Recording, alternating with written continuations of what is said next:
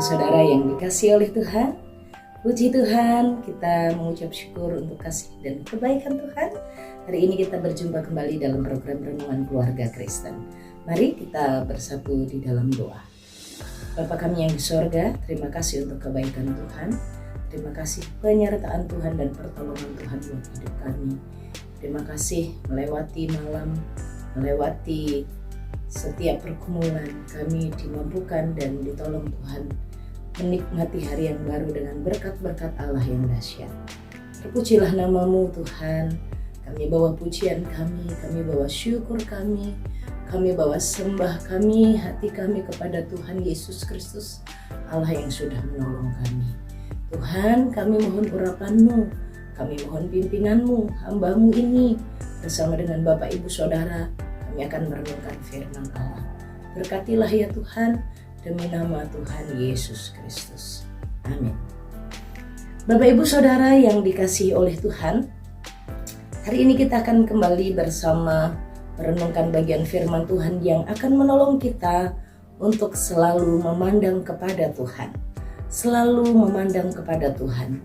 Ingatlah sebuah perjalanan panjang, bagaimana Tuhan selalu bekerja dalam hidup kita. Di dalam Yosua pasal 24 ayat 13 dan 14. Demikianlah kuberikan kepadamu negeri yang kamu peroleh tanpa bersusah-susah dan kota-kota yang tidak kamu dirikan.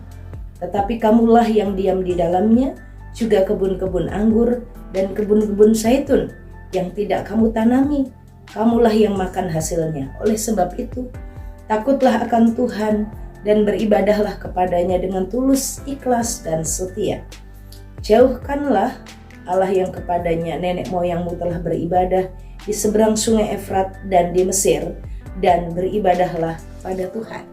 Firman ini mengingatkan kepada saya dan Bapak Ibu Saudara, bagaimana kita harus hidup beribadah kepada Tuhan dengan tulus, ikhlas, dan setia. Kehidupan orang percaya, Bapak Ibu Saudara, beribadah kepada Tuhan bukanlah hanya datang ke gereja dengan mengikuti nyanyian yang dipimpin oleh liturgis atau WL, lalu kita duduk diam, membaca, mendengarkan khotbah, dan itulah yang disebut beribadah.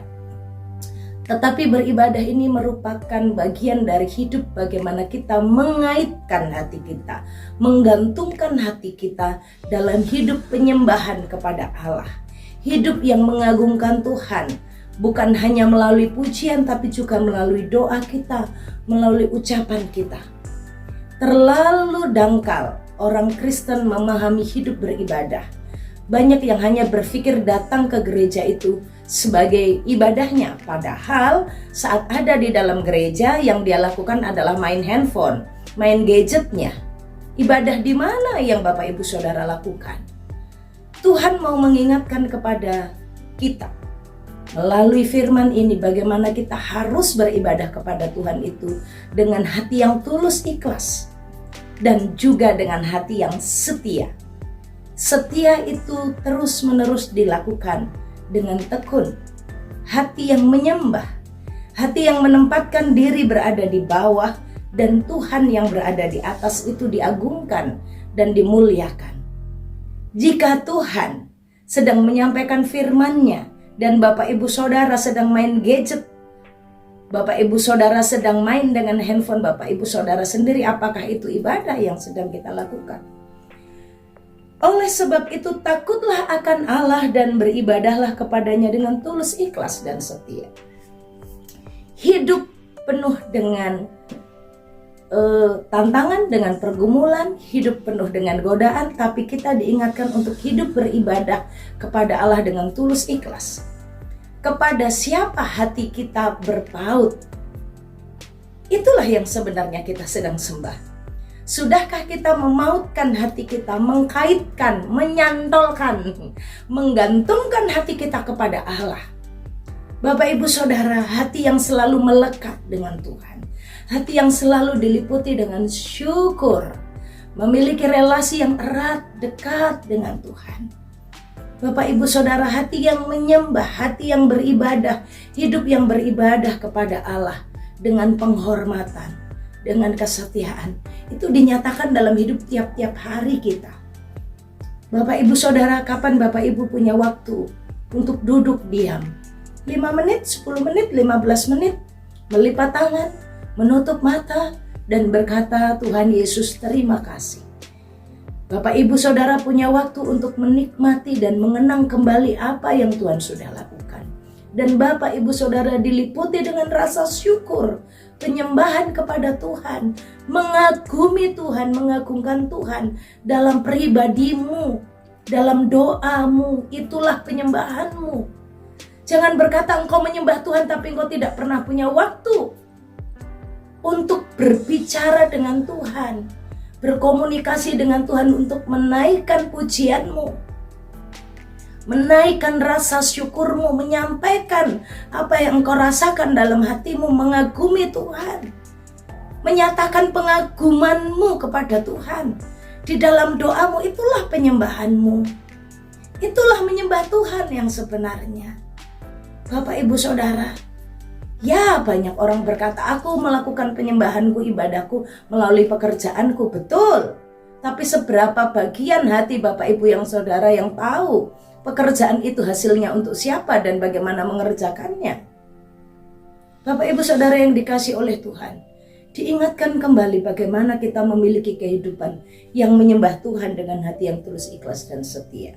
Yosua mengingatkan bangsa Israel di masa-masa akhir hidup Yosua untuk bangsa Israel memiliki kehidupan yang beribadah kepada Allah. Melalui keluarga mereka, bersama keluarga beribadah menyembah Allah. Karena mereka punya kebiasaan datang kepada dewa-dewa, datang kepada penyembahan-penyembahan yang mereka lakukan. Mereka mempersiapkan persembahannya, sesajennya, datang kepada dewa-dewa Mesir sebelumnya di seberang sungai Efrat, itu yang mereka lakukan. Tapi sesudah itu mereka meninggalkan dewa-dewa, terus mereka datang kepada siapa? Memohon, menyembah, meminta sesuatu, berterima kasih kepada siapa? Yosua katakan hanya kepada Tuhan Allahmu. Dengan tulus ikhlas, dengan setia, bukan dengan terpaksa. Bukan karena tuntutan, bukan karena aturan, tidak. Bukan juga karena status kita. Bapak Ibu Saudara yang dikasihi oleh Tuhan, jangan kita beribadah karena status kita orang Kristen, tidak. Tapi beribadahlah kepada Allah karena engkau tahu siapa dirimu dan siapa Allahmu. Beribadahlah kepada Allah dengan tulus ikhlas, bukan karena statusmu pendeta, statusmu hamba Tuhan, statusmu aktivis, bukan. Tapi beribadahlah kepada Tuhan karena engkau tahu siapa dirimu dan siapa Tuhan. Yosua menjelaskan, ingatlah perjalanan panjang yang Allah telah lakukan. Di dalam ayatnya yang kedua sampai dengan ayat yang ke-13 ini adalah perjalanan panjang yang Yosua jelaskan, ceritakan kepada umat itu agar umat itu beribadah kepada Allah itu dengan tulus ikhlas. Tidak dengan terpaksa, tidak karena aturan, tapi karena memahami relasinya dengan Tuhan. Ingatlah apa yang sudah Tuhan kerjakan. Ingat dulu itu dari sejarahnya, dari Terah Abraham, Ishak, Yakub. Bagaimana Tuhan memanggil mereka, dulu mereka tinggal di mana? Lalu tinggal di Mesir dalam perbudakan, kamu berteriak-teriak, aku datang memberikan pertolongan di ayat yang ke-7. Sebab itu berteriak-teriaklah mereka kepada Tuhan, maka Tuhan bertindak. Tuhan mengadakan malam itu penuh dengan kegelapan, dan Tuhan menyelamatkan orang Israel, membebaskannya dari Mesir, menyeberangi laut Teberau. Tuhan memberitakan itu kembali. Yosua mengingatkan perjalanan panjang umat Allah dengan apa yang sudah Allah kerjakan. Kamu ingat waktu berada di seberang sungai Yordan. Aku menuntunmu memasuki tanah Yeriko. Ketika mereka berperang melawan kamu, mereka aku serahkan ke tanganmu. Ingat, inti dari perjalanan hidup itu dalam kehidupan bangsa Israel bukan karena bangsa Israel mampu melakukan apapun, tapi hanya karena Tuhan. Aku menyerahkan musuhmu kepadamu. Aku memberikan bangsa-bangsa itu untuk jadi engkau kalahkan. Aku yang melakukannya, aku yang berperang bagimu. Kamu ingat bagaimana Balak itu mengundang Bileam untuk mengutuki kamu, tapi aku tidak mendengarkan, ya, aku tidak mendengarkan doanya. Ayat yang ke-10. Tetapi aku tidak mendengarkan Bileam, sehingga ia pun memberkati kamu. Demikianlah aku melepaskan kamu dari tangannya. Aku melepaskan kamu. Aku menyerahkan musuhmu ke tanganmu. Aku memberikan kemenangan. Aku, Tuhan mau beritahukan. All things, semuanya itu terjadi hanya karena Tuhan bekerja dalam hidup umat Israel. Inilah yang menjadi dasar kenapa kita harus membangun kehidupan beribadah kepada Allah. Memiliki kehidupan yang menyembah Tuhan.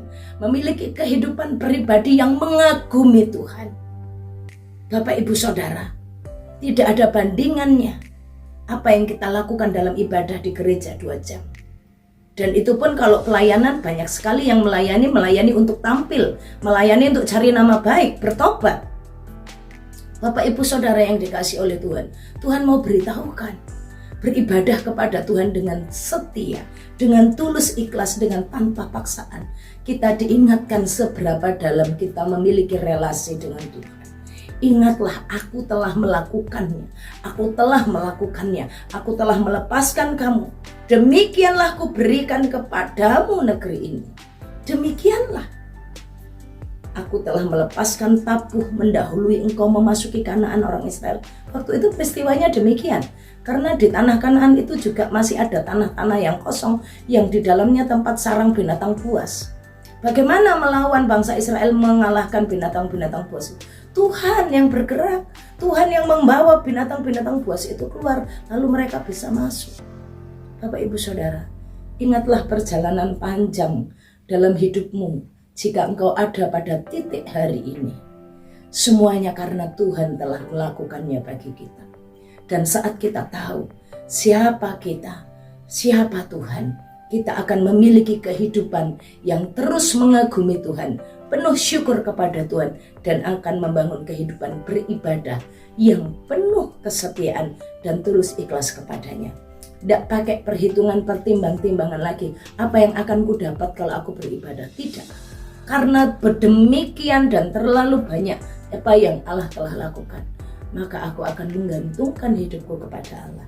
Maka aku akan terus mengaitkan, memautkan hatiku hanya kepada Tuhan Yesus Kristus. Dia telah menyelamatkan hidupku, Dia memberikan jaminan kekal hidup di sorga, dan di bumi ini Dia pelihara kita. Mari membangun kehidupan beribadah dengan tulus, ikhlas, dan setia kepada Tuhan, sebab terlalu banyak dan demikian panjang perjalanan hidup kita yang kalau kita ada sampai saat ini hanya karena Tuhan. Mari kita berdoa. Bapa kami yang di sorga, kami kagum akan Engkau, kami muliakan Engkau. Perbuatanmu terlalu banyak untuk dihitung. Engkau menuntun kami pribadi lepas pribadi, hamba-Mu ini bersama dengan Bapak, Ibu, Saudara di tempat masing-masing dalam perjalanan hidup kami. Mungkin juga melebihi dari ada perjalanan hidup yang panjang. Bangsa Israel mengalami lawatan Tuhan, pertolongan Tuhan, tuntunan Tuhan. Kami pun juga merasakannya. Tuhan, pimpinlah kami untuk terus membangun kehidupan yang beribadah kepada Tuhan, memiliki kehidupan pribadi yang menyembah kepada Tuhan. Terpujilah nama-Mu ya Bapa, terpujilah nama-Mu. Tolonglah kami, membawa keluarga kami, membawa keturunan kami, anak-anak kami untuk hidup juga menyembah kepada Tuhan. Terpujilah nama-Mu Tuhan Yesus.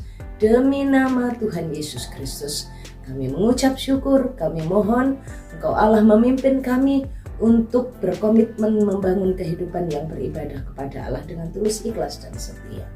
Terpujilah nama-Mu Tuhan. Terpujilah Bapak, Ibu, Saudara, terimalah berkat Tuhan.